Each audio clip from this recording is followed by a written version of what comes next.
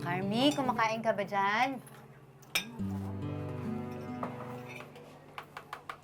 Kain na, ha? Kumain ng baby Ba, ko. may birthday dito ngayon ah. Kuya, Dami kain na. pagkain ah. Kain na, kuya. Sige, ano ba, pasyon?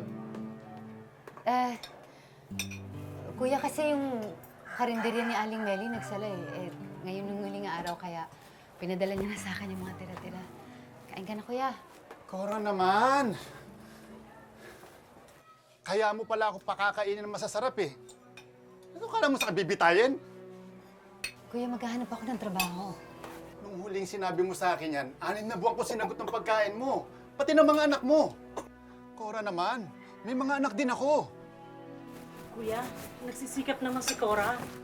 Isa ka pa, Annabel ha. Tumahimik ka nga dyan. Nakikitira ka lang din naman dito, di ba? Kuya Ano, naman. akala mo, kasya yung inaambag mo para sa gastusin mo? At sa 3 mong anak? Ako pa rin ang bumubuhay sa inyo.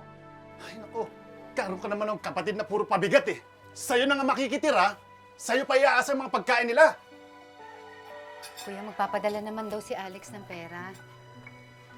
Ano, yung walang silbi mong asawa sa Palawan? Ang mabuti pa, umuwi na kayong lahat sa Palawan. Magsama-sama na kayo ron para lumuwag na kami dito. Huwag nyo nang hintayin na palayasin ko yung rin sa pamamahay ko. Cindy!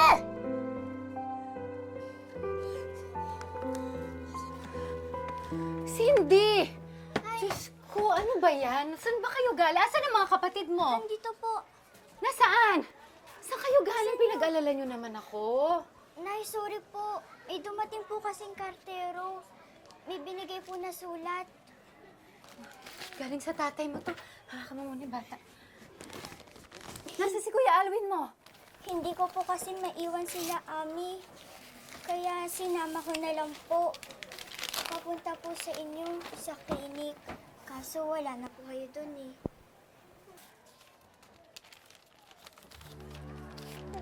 Nay, bakit po? Nagpadala ng tatay niyo. Kunin natin mamaya, ha? May pera na po tayo ulit! Makakasunod na tayo sa tatay niyo. Makakasunod na tayo sa tatay niyo. Salamat po!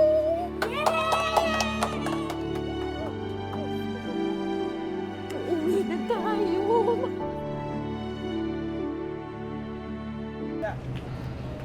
Ito. Manong. Ma'am, Palawan po. ma'am, umalis na ho. Sa susunod na barko na lang ho kayo. Kailan ba po yung susunod na biyahe?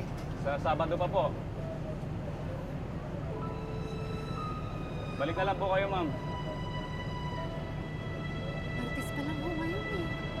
Sige na. Yun po kasi ang schedule, ma'am eh. Balik na lang po kayo sa Sabado.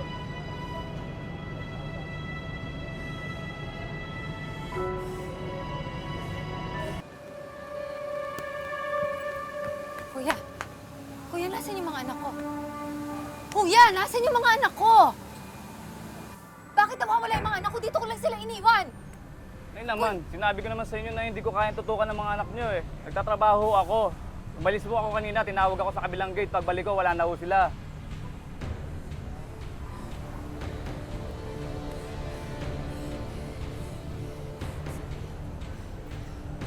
Cindy. Alwin!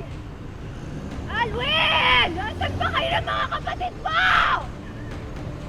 Alwin!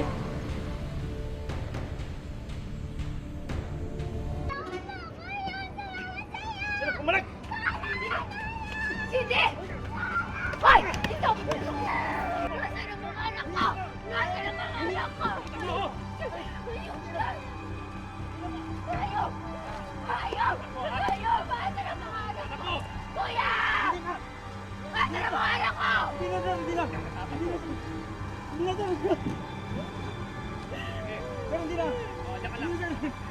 Hindi maghiwa-hiwalay, ha? Hindi pwede ulit yun mangyari. Dapat nakadikit lang kayo sa akin. Hindi kayo pwede mumali sa paningin ko. Naiintindihan nyo? Halika dito.